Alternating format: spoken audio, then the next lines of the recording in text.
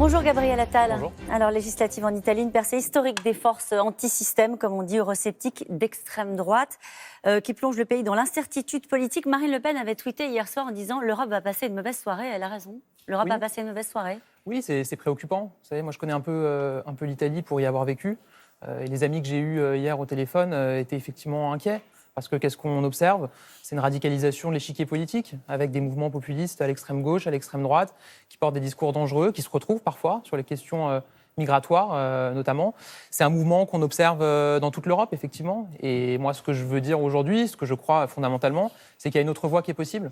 Et cette autre voie, c'est un rassemblement progressiste autour d'un projet. C'est ce qu'on a fait en France, avec En Marche. Vous savez, on nous promettait les mêmes risques de radicalisation, de présence des populismes au deuxième tour de l'élection présidentielle. On a porté ce rassemblement de projets. C'est ce qui s'est passé en Allemagne avec la grande coalition qui a été votée hier.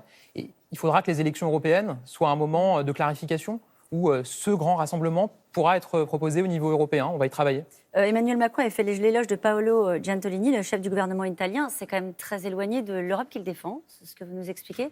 Quand, par exemple, les Italiens ont le sentiment d'avoir été abandonnés par leurs partenaires européens, dans la crise migratoire notamment, comment est-ce qu'on répond à cette poussée-là qu'on ne constate pas uniquement en Italie ? On aurait pu parler de l'AfD en Allemagne et d'autres pays comme l'Autriche, etc. Est-ce qu'on peut juste répondre en disant il faut construire une Europe de progrès Non, évidemment, il faut du concret. Évidemment, il faut répondre aux préoccupations concrètes des pays européens, des Européens, des citoyens européens. Mais il faut le faire avec un vrai travail en amont. Parce que moi, ce que je pense, c'est que les citoyens européens en ont marre des coalitions techniques et d'une Europe technique. Il faut une Europe politique. Et tout le travail Qu'est-ce que ça veut dire ? Quand on dit une Europe politique, ça fait des années qu'on dit qu'il faut une Europe politique et c'est difficile de mettre du contenu. Absolument. Le président de la République avait prononcé un discours important à la Sorbonne, où il a lancé les bases de ce qu'il souhaitait pour l'Europe, du rebond européen. On va travailler avec Christophe Castaner, avec La République En Marche, pour aller voir des partenaires dans chaque pays européen, dans les mois qui viennent, d'ici aux élections, et construire une plateforme commune avec des propositions. Voilà. Et si j'étais ce matin en train de vous annoncer en avance ce qu'on allait dire... Non, mais ça veut dire quoi ? Ça veut dire une Europe qui protège ? Bien sûr. C'est le mot du président de la République. Il faut se protéger face aux États-Unis, face à la Chine, face aux géants du monde. Il faut se protéger face à la mondialisation. Et en même temps, on ne peut pas rester refermé et replié sur nous-mêmes. Et vous parliez tout à l'heure de l'enjeu migratoire. Il faut une réponse européenne. Il faut une vraie réflexion européenne sur l'intégration des réfugiés, sur la question des migrants économiques. Tout ça, il faut en discuter avec des partenaires, peut-être des nouveaux partenaires qu'on n'avait pas l'habitude de voir. Il y a des mouvements progressistes qui sont nés dans beaucoup de pays d'Europe, en Europe de l'Est notamment. Il faut discuter avec eux et il faut avancer. Le Big Bang, il paraît que c'est pour aujourd'hui. C'est la formation professionnelle. La ministre va dévoiler aujourd'hui ses orientations. Et alors là, vous avez un petit sujet. Vous avez Pierre Gattaz d'un côté qui craint le Big Bang annoncé par la ministre. Vous avez de l'autre côté la CFDT qui dit au gouvernement « Attention à ce que vous allez faire. Les partenaires sociaux sont inquiets. » Est-ce qu'on peut s'emparer du sujet formation professionnelle, qui est vraiment, a priori, le sujet des partenaires sociaux, en faisant contre eux ? Mais ce n'est pas contre eux.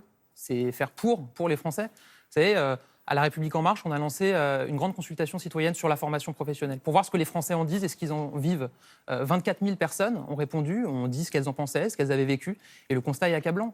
C'est inefficace, c'est illisible et donc c'est injuste. Parce que très peu de Français connaissent leurs droits. Ceux qui les connaissent sont ceux qui ont peut-être le moins besoin de formation. Vous savez, aujourd'hui, la formation, elle bénéficie pour 2/3 à des cadres et pour 1/3 seulement à des ouvriers. Il n'y a que 10% des chômeurs qui bénéficient de la formation professionnelle. Ça, on sait que ça ne marche pas depuis des années. C'est sur la méthode.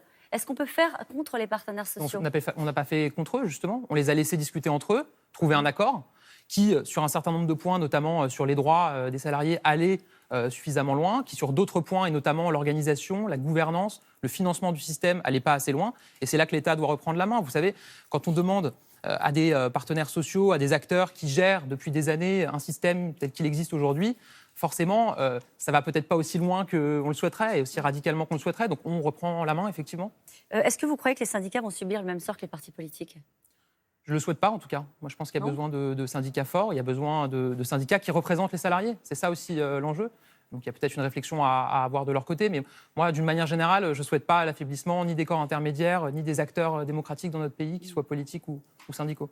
La réforme des institutions, cette fois, qui tourne au bras de fer avec le Sénat, et en particulier avec le président du Sénat, qui refuse la limitation à 3 mandats successifs. Demain, le texte sera présenté au président de groupe. Il y aura une consultation avec les présidents de groupe. Alors donc, Gérard Larcher, lui, il parle de ligne rouge. Est-ce que vous entendez, comme on parlait des réserves des partenaires sociaux, est-ce que vous entendez les réserves des sénateurs, notamment sur cette question de limitation dans le temps du cumul ? Et vous savez, La République En Marche, Emmanuel Macron, on a été élu pour bousculer les conservatismes, pas pour intégrer leurs contraintes et pour intégrer leurs limites et leurs lignes rouges.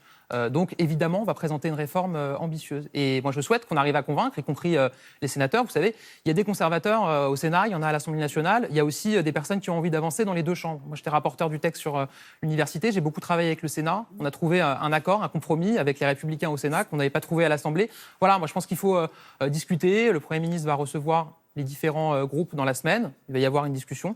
Ce qui est certain, c'est que nous... Ça veut dire quoi, il va y avoir une discussion? C'est un peu comme les partenaires sociaux. Voilà pourquoi je vous parle de ces deux sujets ce matin. Vous discutez, mais en réalité, vous avancez exactement là où vous avez envie d'avancer. C'est-à-dire que les contestations sont vécues comme des conservatismes, comme des reliquats du monde d'avant, uniquement. Est-ce qu'il n'y a pas des bonnes choses à prendre? Par exemple, lorsque le président du Sénat, sur cette question du cumul des mandats, dit que ce serait contraire à la liberté de choix des électeurs qui pourraient décider de reconduire un candidat autant de fois qu'ils le souhaitent. Et vous savez, c'est la même critique, la même inquiétude qu'on avait entendue au moment de l'instauration du non-cumul entre un mandat exécutif et un mandat de parlementaire. Il faut un renouvellement dans notre vie politique. Il faut qu'on ait un Parlement qui ressemble plus aux Français. Ça passe par la limitation à 3 mandats dans le temps, parce que c'est ce qui permet le renouvellement. Ça passe par une dose de proportionnel qu'on va introduire aussi. Il y a une discussion, il y a une concertation. Mais ce qui est certain, c'est qu'on ne peut pas dévier des engagements qui ont été pris par le président de la République pendant la campagne présidentielle et qui ont été validés par les Français. Et les mesures que vous avez citées, elles ont été validées par les Français au moment des présidentielles, au moment des législatives. Et sinon, ce sera un référendum. C'est pas si grave, au fond, c'est ça?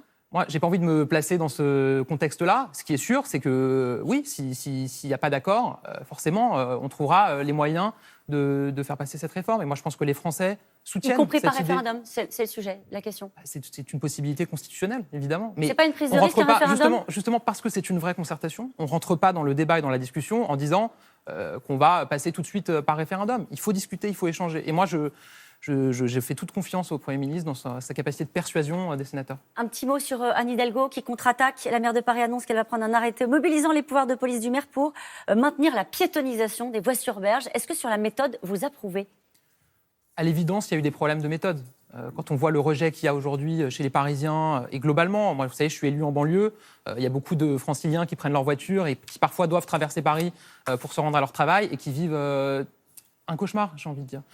Donc moi, je ne me place pas sur le fond de la mesure, mais sur la méthode, il y a eu un problème de discussion, notamment avec les villes de petite couronne et les villes de grande couronne. Vous avez remarqué, hein. Elle est maire de Paris, elle utilise les pouvoirs qui sont les siens. Je pense qu'il y aura évidemment des discussions et qu'on y reviendra au moment des élections municipales.